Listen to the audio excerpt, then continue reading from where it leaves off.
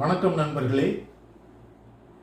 சிலர் சொல்லுவாங்க, அதாவது நமக்கு வர வேண்டியது கண்டிப்பா வந்தே தீரும். நமக்கு கடவுள் எதை கொடுக்கணும்னு நினைக்காரோ அதை கண்டிப்பா கொடுத்தே தீர்வார். அதை யாராலும் தடை பண்ண முடியாது. வேதத்துல கூட அது சொல்லப்பட்டிருக்கிறது. அவர் நினைத்த காரியம் தடைபடாது, தேவரீர் சகலத்தையும் செய்ய வல்லவர் அப்படின்னு யோபு பக்தன் சொல்லியிருப்பார். பிரான்ஸ்ல எடி கியூரைட் அப்படிங்கிற ஒரு பெண்மணி ஆற்றுல குளிக்காங்க. அப்போ அவங்களுடைய மோதிரம் தொலைஞ்சு போயிருது.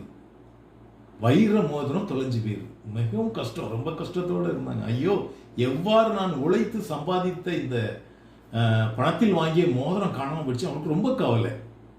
என்ன செய்ய முடியும்? அதுல போயிட்டுனா அப்புறம் எங்க தேடி கண்டுபிடிக்க முடியல. வீட்டுக்கு வந்துட்டாங்க. வாழ்க்கை நார்மல் ஆயிடுச்சு, இயல்பான வாழ்க்கை. அதே மறந்துட்டாங்க. ஒரு நாள் சந்தைக்கு போறாங்க, மீன் வாங்குறாங்க. ஒரு மீனை வாங்கி வந்து வீட்டிலே அதை அறுக்கும் பொழுது என்ன ஆச்சரியம், அதன் வயிற்றுக்குள்ளே அவர்கள் தொலைத்த அதே மோதிரம். உழைத்து உயர்ந்ததினால் அது வீண் போகாது, நிச்சயம் அது உங்களையே வந்து சேரும். கடவுள் கொடுக்க நினைத்ததை ஏதாவது ஒரு விதத்தில் கொடுத்தே தீருவோம். பாருங்கள், எத்தனை பெரிய அதிசயம். நன்றி.